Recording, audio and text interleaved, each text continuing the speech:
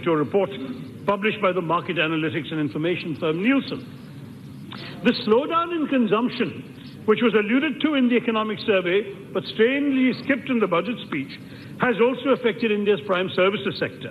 And the Nikkei India Services Business Activity Index, or PMI, fell to 49.6 in the June quarter, the lowest this year. And what's interesting is that any figure above 50 indicates expansion. Anything below signals a contraction. And in this case, it's the first contraction since this government presided over one contraction in May 2018. Now, the decline in all these key indicators makes it clear there's an acute trust deficit amongst investors, coupled with low consumer confidence in the economy, for which this government, in the budget, has neither addressed nor provided a roadmap on how it will turn the situation around. The hasty and ill-thought-through demonetization bears a large share of the responsibility for shutting down lakhs of small and micro-enterprises, throwing many more lakhs of people out of work. As a well-known couplet tells us, "Ye jabr bhi dekha hai, तारीख की नजरों में ये जबर भी देखा है तारीख की नजरों ने लम्हों ने खता की थी सदियों ने सजा पाई." हम सजा पा रहे हैं, Mr. Chairman. We also have to consider the new research that has been published recently by Harvard Center for International Development based on its Economic Complexity Index for 133 countries, which is a measure of the diversity and sophistication of the productive capabilities reflected in the exports of a country. And they say that India will only manage an average annual growth of 5.5% until 2027, whereas China, they say, will continue to remain the fastest growing major economy at 6.1%. We had that title very briefly under this government. We've lost it. As for the fiscal deficit target, the announcement that the government is again targeting 3.3% hardly inspires any confidence, because this 3.3% is the same figure they announced last year and failed to meet. So we all recall how my good friend Arun Jaitley kept having to adjust his fiscal deficit targets every year. For another, the fact is the government's assumption is entirely based on a growth in tax revenue to offset increased government spending on schemes like Ayushman Bharat and the expanded version of PM Kisan, which they've allocated some good money to. But as the economic survey itself highlights, while direct tax improved by 13.4%, the gross tax to GDP ratio actually fell to 10.9%, a decrease of 0.3%, as indirect taxes fell by 16% due to shortcomings in the GST, which by the admission of the government's own economic advisors requires a mop-up. Now, in the present scenario, how will this government finance the deficit, and how will they map this target of 3.3 when their projections themselves are highly contestable? Now, they're going to suggest perhaps that they'll make up a little bit of non-tax receipts, namely the self-declared disinvestment target of 1 trillion rupees, right? But we all know how the government has so far played the disinvestment game, by getting one public sector company to buy shares in another public sector company, which is not disinvestment at all, but fudging the books. Now the government is hoping for a lakh of crores by selling loss-making Air India. But when the far more successful Jet Airways has failed to find a buyer, who's going to bid for Air India? Similarly, I'd like to draw the attention of this House to the government's continued failure to give the country any relief on direct taxation. My esteemed senior colleague, Mr. Chidambaram, had in 2009 proposed a direct tax code to replace the complex and outdated Income Tax Act of 1961 and bring India's tax ecosystem in line with the demands of a fast-growing economy. However, despite having constituted a task force to propose draft legislation on direct taxation, this government has failed to provide any tangible rollout plan for this much-needed tax reform, and the task force's deadline keeps getting extended. The way the Pakistanis keep extending the duration of the courts for the 2611 trial, same thing. Now, the last extension to 31 July has taken the overall delay to over a year, and this is supposed to be going to have been the first budget of the new government. Now, the government did seek to provide short-term stops to the Aam Aadmi. There's an additional income tax deduction of 1.5 lakhs on affordable home loans. But given the higher excise duty they've also imposed on essential items for the home, like ceramic tiles, marble flooring, electronics, mountings for furniture, which are imported mainly because, of course, they're cheaper, the savings may well be more than offset by higher costs for all these items. Similarly, they've given a deduction of 1.5 lakhs in loans towards the purchase of electric vehicles. But given the complete lack of public infrastructure and government investment to support electric vehicles, repeated power failures in every part of the country. I'm living in Lutyens, Delhi. I go through 4 or 5 power cuts a day. And the absence of any grid or cabling to support the much higher power load that will be needed to charge electric cars, these additional deductions are meaningless. Meanwhile, when the Aam Aadmi is already paying the highest fuel prices in the world because of this government's taxes on petrol and diesel, at a time when prices for fuel are dropping worldwide, now the finance minister has added an extra 2 rupees plus on every litre of diesel or petrol at a time of international low prices of crude oil. This is adding insult to injury. I must say, not only is it not fair for the finance minister to suggest that only those who own private vehicles, I believe she said that in the press conference, would be affected. The fact is that the आम आदमी जो एक कमीज या चप्पल खरीदने जाते हैं बाजार को, वो चप्पल और कमीज तो फैक्ट्री से बाजार पहुंचने के लिए कोई पेट्रोल डीजल वाली गाड़ी में आई है. So naturally, the manufacturer will pass the burden on to the consumer, to the आम आदमी. So this is a continuation of the BJP government's established practice of dangling a carrot before the citizen, and while he's not looking, distracted by all this hoopla, pulling whatever cash he has in him out of his pocket. So while the Honourable Finance Minister did quote ancient poetry to thank the taxpayer, allow me to offer a more recent poem, which I modified from one that's currently in circulation, on the BJP's favourite medium, WhatsApp, that rather aptly captures the present situation. Tax his car, tax his wage, tax his book on every page. Tax his fuel, his credit card. If he screams, tax him hard. Tax his newsprint, tax his drink. Tax him if he tries to think. Tax his bosses, tax his peers. If he cries, tax his tears. Tax his pay, tax his phone, tax his house, tax his loan. If he thinks this is a sin, tell him it's his achhe din.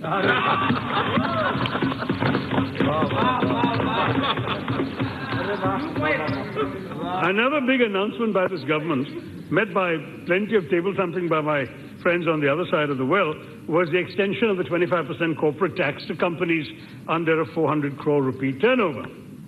However, in keeping with this government's underhand tactics, even this headline-grabbing figure was meant to obscure the reality, because the government has actually failed to live up to its own promise of a universal corporate tax rate at 25% by fiscal year 20, which was announced in the fiscal year 16 budget by the then Finance Minister, Mr. Jaitley. And it's also failed to phase out all the tax anomalies that have led to such prolonged tax litigation in our country. As numerous analysts have repeatedly pointed out, India remains one of the least competitive economies, with the total effective tax paid by some corporates reaching an astronomical 48%, whereas organizations like CII have been calling for you to reduce the corporate tax rate to 18%. In comparison, all Chinese companies enjoy a flat corporate tax rate of 25%, with this dropping to 10% for certain small-scale or other encouraged businesses. And if the Chinese can thrive with that kind of approach, I don't know why we must tax our businesses. By not sticking to its own promise, the government has once again failed corporate India and missed out on a significant opportunity to actually encourage increased private investment in our economy. Respected Chairman, well, the macroeconomic picture of the country's economy was treated by the government rather dismissively by not mentioning it in the budget speech. The FM did spend quite some time building castles in the sand, particularly with her lofty vision for a decade, which includes this $5 trillion economy goal. And that's supposed to cater to the Asha, Vishwas and Akanksha of the people. But ask these same people what this target means to them, it actually is completely unimaginable, right? What will actually cater to their needs, their Akanksha, would be the GDP per capita in rupee terms, which goes directly into their pockets and matters to them. But according to the most recent World Bank classification this month, of countries by gross national income per capita, India continues to be a lower middle income country along with 46 others, while even little Sri Lanka has climbed to the upper middle income group for the fiscal year 2020. What the government plans to do to increase the GNI, the gross national income of its citizens, to even the Sri Lankan level was strangely absent from the finance minister's presentation. Clearly, this imagination of an expanded dollar footprint of the country's economy represents only the Asha, the Vishwas and the Akanksha of the Sudbud Ki Sarkar, not that of the Aam Aadmi. So what does the government's budget leave for the Aam Aadmi? Honorable Finance Minister memorably invoked the father of the nation, quoting the Mahatma's immortal vision that the soul of India lies in its villages. And she went on to emphasize the government's apparent commitment to Gaon, Garib or Kisan. But for each of these categories, rural India, the economically and financially challenged in our society, and those who put food on our table, there was sadly very little for them to write home about. Take our nation's Kisans, those who provide the food security the FM mentioned. To these men and women, these last 5 years have been nothing but stepmotherly treatment from this government, which has resulted in record levels of farmer suicides. Yes, the budgetary allocation for the Ministry of Agriculture has gone up from the previous fiscal, very high, from 75.75 crores to 1.39 lakh crores. But if you look at why it's gone up, you realize that this essentially is only from the 75,000 crores that has been allocated this time for the expanded version of the Pradhan Mantri Kisan Samman Nidhi, PM Kisan, which of course provides an annual income transfer of 6,000 rupees to most of our farmers. Now, as we in the opposition have repeatedly pointed out, the PM Kisan scheme in its current form is clearly divorced from the reality of the acute agrarian crisis the country is facing. There are fundamental structural challenges that have not been mentioned, just a handout. Now, announced first in the interim budget earlier this year, the present government decided that the burden of the farmer was only worth a paltry 500 rupees a month. That's what 6,000 rupees a year comes to. So, in their pitiable attempt to reach out to a community where the average annual indebtedness of an Indian farmer stands at 47,000 rupees, did the government really believe that a 500 rupee note would provide relief to a farmer in the throes of existential despair? Do they believe that salvation will come to him in the form of 16.5 rupees a day? Or even lower? For in the average rural household of 5 members, he would really mean 3 rupees a day, a staggering lower than 1/8 of the poverty metric of 27.2 per person, and much lower than they could earn through the Mahatma Gandhi Noon, a National Rural Employment Guarantee Scheme that our party had brought in. No, the idea was not to provide genuine relief, but just enough money to win votes.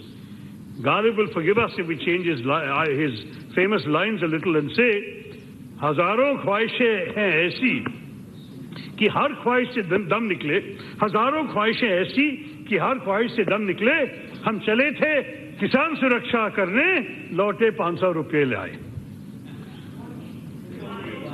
So this cynical lip service to those who put food on our tables could not have come at a worse time. Just look at the situation. Just look at the situation. You made a song and dance in 2016 about doubling farmer income by 2022. Have you even come close to increasing farmer income? Your farmer incomes, in fact, in our country have fallen. You can check the data. Growth rate in the sector has been acknowledged by your economic survey as having slowed to a crawl. Input prices and therefore the cost of cultivation has gone up every year. But earnings have fallen every year. And the procurement system of MSPs has largely failed to assuage the crisis experienced by the death-stricken farmer. To make things worse, the southwest monsoon, which accounts for 70% of India's annual rainfall, has so far seen a deficit of 26%. And that has led to a 27% decrease in planting in the Kharif season. Farmers across the country, as you know, have risen in protest last year before. They have marched in order to flag the attention of government that has consistently, systematically, and unconscionably failed them. What reception have their legitimate concerns received? In Delhi, they were ignored. In Nashik, they were harassed. and in Mandsaur they were shot.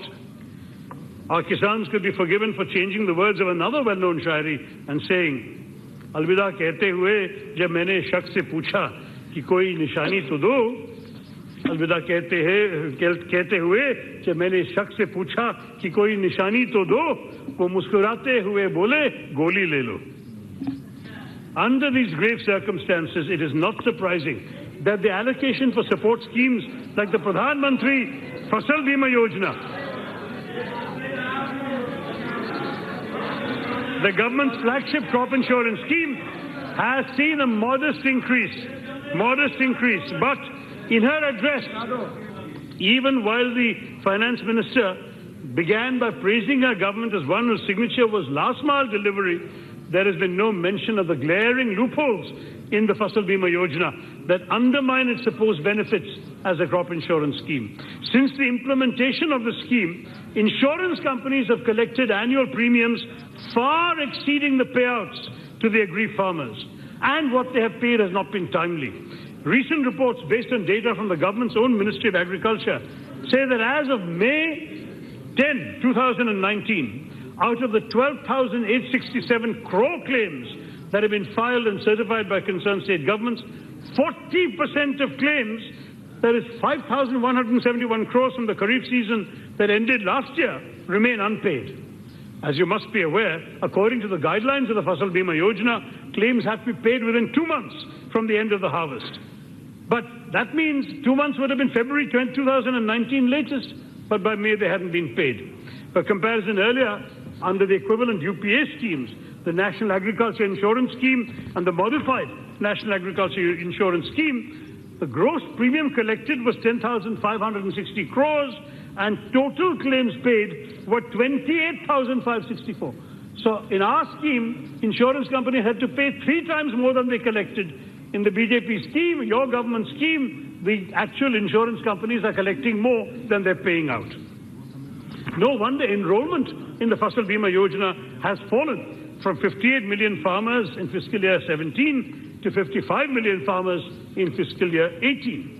It only remains a golden goose for the insurance companies, and I must say, from a country that is suffering from such agrarian distress, we cannot afford to have a scheme that enriches the insurance companies but gives a raw deal to the poor farmer.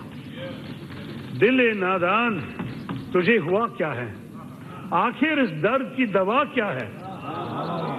हम कौन सी वफा की उम्मीद में हैं जो नहीं जानते वफा क्या है?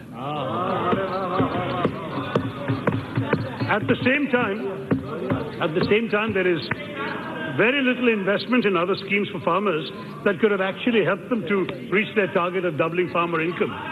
For instance, the allocation for agriculture-related research and education, which often offers very good returns on investment, has only risen marginally from 7,900 crores to 8,078 crores.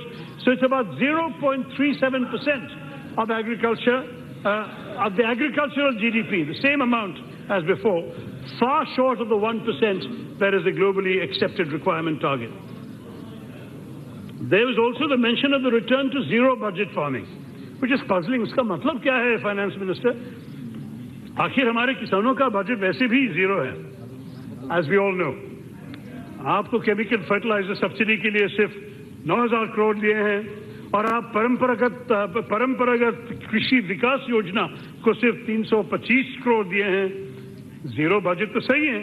प्रधानमंत्री कृषि सिंचाई योजना बढ़ाया है सिर्फ 17%, a marginal increase of 17%, और डीजल सब्सिडी जो देना चाहिए जब बारिश की कमी है इन रेनफॉल डेफिसिट एरियाज, वो सिर्फ आप 70 करोड़ दे दिए हैं. और ये सब आप जानते हैं कि ये सब हो रहा है जब देश की कई इलाकों में सीवियर ड्राउट चल रहे हैं.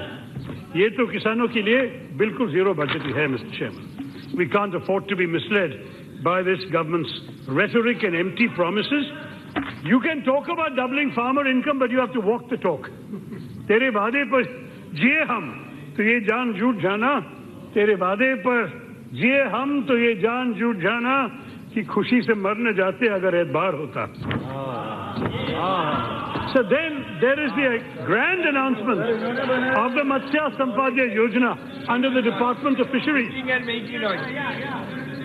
Department of Fisheries, not the separate ministry, long promised by this government. Government announced a separate ministry that will be in its national policy on fishing 2012 and promised it in its 2014 manifesto.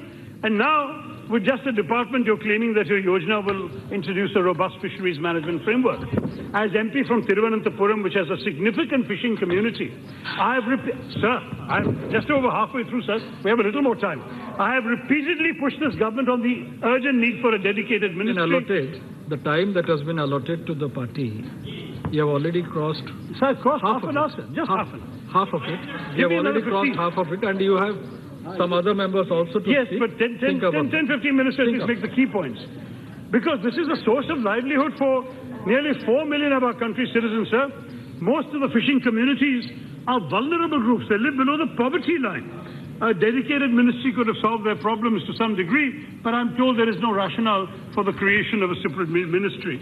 But the result is, the finance minister can talk about a blue revolution, but they have not allocated a single rupee for the strengthening of our coastline through our seawall. In my constituency, from Palittura to Poyur, from Validura to Shangumukham, every single day large swathes of our coastal land is being washed into the sea as a result of widespread coastal erosion. It's affecting the homes, the livelihoods of lakhs of fisherfolk. But their repeated pleas, which I have raised 3 times in 0 hour in the last couple of years, have fallen on deaf ears. You've actually reduced the money for the coastal management program by 42% in your budget. When the ministry responsible is more concerned with cow protection than protecting fishermen, obviously it's better to be a cow than a Matsya Toilali in India today. But it's also part of a continuing pattern, sir, of the neglect of the needs of my state, Kerala. The money required for the rehabilitation of Cyclone Oki victims has not been provided. The same can be said by my Odisha friends about victims of Gaja. There is practically nothing for the victims of last year's Kerala floods either. Our fishermen are in terrible condition, yet they have shown great heroism in rescuing thousands of people in the floods. But our requests for help to rebuild Kerala have been rejected. We have been globally recognized. Globally recognized, but not by our finance minister, who has given nothing for rebuilding Kerala. Also, where is the corpus for rubber farmers, assistance for economically vulnerable immigrants returning from Gulf countries? We want their remittances, but we want to do nothing for the people who've been sending these remittances when they lose their jobs and come back. My request for establishing the National Institute of Medicinal Plants in Thiruvananthapuram has been continually overlooked, even though you claim to be in favor of traditional medicine. The promised National Ayurveda University, an institute of national importance, has not come either. Despite the government's big talk of promoting Ayurveda, it has failed to harness Kerala's great potential in this field, even though I had a public and oral commitment from the Ayush Minister when he came to Thiruvananthapuram last year. The plantation industry in South India is in terrible condition. It provides employment to 1.5 million workers, that too in remote areas, but there are no funds being given in this budget for the commodity boards.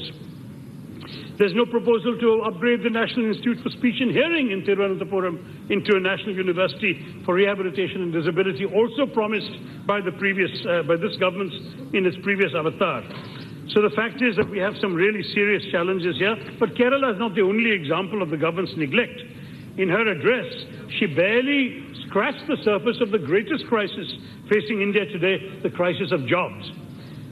After dismissing the findings from a leaked NSSO report earlier this year, the government did a full U-turn and released the same figures as per its own Ministry of Statistics and Program Implementation. And that shows a 45-year high unemployment. 6.1% of the total labor force is unemployed. 7.8% of all employable youth in urban areas jobless. 5.3% of rural India. And joblessness among men is at 6.2%. That's all very well for the finance minister to claim that India Inc. are India's job creators, but the fact remains that government's silence on this issue is truly shocking. What about the 2 crore jobs a year that this government used to talk about? We don't hear that anymore. We don't hear that anymore, and there are no successful schemes that for youth employment. You can call the youth Bhagya Vidatas, but you give them no jobs to create their own Bhagya. And this is worrying for more reasons than one. Let me stress that our demographic dividend is possible now, but it's definitely reducing because our population growth rate will slow down in the next 2 decades, and we will go through a democratic dividend phase which will end by the early 2030s. So we must really seize the last decade that's available to us. Otherwise, this government can justly be accused by history of squandering the golden opportunity on its watch. After all, why are you building a new India if not for the young? And the fact is that we have very, very severe challenges in that regard. I do want to say, Mr. Chairman, education is such a neglected area. It's rather sad. It's simply not this government's priority. They've increased the total allocation rather modestly, well short of the Kothari Commission recommendations, which are not even at half the level of the recommended 6% of GDP. And SC/ST students have been ill-treated because SC students, the budget estimate for post-matric scholarships for SC students has been slashed from 3,000 crores. The post-matric scholarships for ST students has also been reduced this year. And the allocations for fellowships and scholarships for PhD and postdoctoral students from the SC/ST community is also a similar tale. They've created this National Research Foundation, which may be fine in theory, but no one will know if the government is simply using it to centralize government control of research, clamp down on academic and intellectual freedom on our campuses and hold our universities to ransom, because it gives them control over what research they're allowed to do. And it's very, very worrying that at the same time, one of the few world-class institutions we have, the IIMs, their share of central allocations has fallen from 1,036 crores last year to just 445 this year. Please conclude. Yes, I'm coming to the key points. The key points at the very end. Starving education is bad enough. Allocation for defense was barely mentioned, and it represents a very modest increase from last year's allocation, the lowest since the 1962 war. And with all of that, it still comes at a time when the Parliamentary Standing Committee has been told that 68% of our Army's equipment is in the vintage category. Then the fact is that as far as the Army is concerned, the government enjoys saying things like, where's the Josh? But you ask the defense experts, their answer is, where's the money? There isn't money for all the needs this Army and the armed forces need to fulfill. There were plenty of other misses and half positives, but keeping in mind your request for the time, I'll just quickly, one sentence each. Environment, you talk about electric vehicles, but as I said, there is absolutely no grid or infrastructure to promote that. The allocation for the Environment Ministry is so abysmal that it is even less than what was spent on the statue in Gujarat. And there are substantive cuts for the National Green Tribunal, gone down by 74%. The Environment Protection Management and Sustainable Development Scheme has gone down, and merely 40 crores for the Climate Change Action Plan. Healthcare, Ayushman Bharat, same problem as the Fasal Bima Yojana. The insurance companies seem likely to gain. How much actually people are going to get, the numbers are not encouraging. Striking missed opportunity in the tourism sector, which many of you know creates 8 times jobs, the jobs of the same amount of money invested in industry, because you can absorb semi-skilled and unskilled workers in jobs that don't require much training, like waiters and doorman, busboy, gardener's assistant, etc. But you've given no major tax breaks for the industry, no incentives for PPP model tourism development, no encouragement to invest in jobs in this area. And so the fact is, there are definitely some things they have done that the finance minister pointed to and which won them votes, such as, for example, building toilets under Swachh Bharat. But the studies show that 65% of these toilets don't have running water. Now you have How to can conclude. they be open to defecation in India? Mr. Member, you have to conclude now. Yeah, I'm concluding, sir. The fact is, sir, that even, for example, the gas cylinders, 90% of the recipients can't afford to refill the gas cylinders. That's according to objective studies. So the fact is that these signs of Achhe Din are not terribly encouraging in terms of any concrete solutions.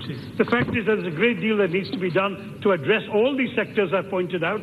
And I must say that it's extremely important, because if you want to truly respond to the Akanksha of the Indian people, you need to actually address their real fears and hopes.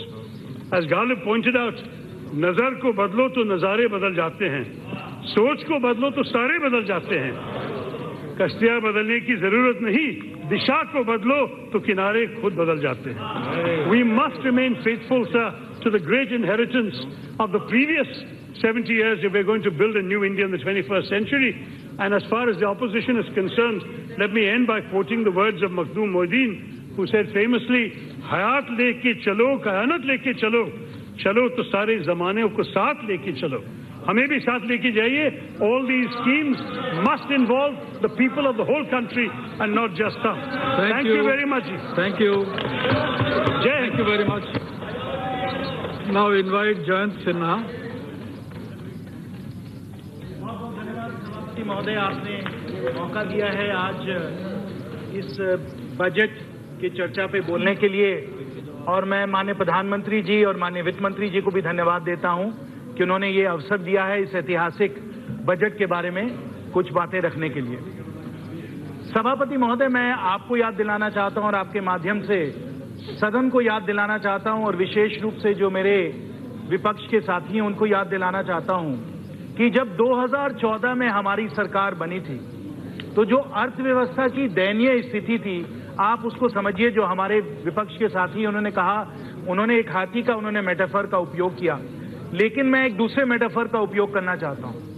जब हमें अर्थव्यवस्था 2014 में मिली सभापति महोदय, तो आप समझिए कि एक पैसेंजर ट्रेन थी. जो अर्थव्यवस्था थी वो एक विकास की ट्रेन थी, एक पैसेंजर ट्रेन थी जो पटरी से गिरी पड़ी हुई थी.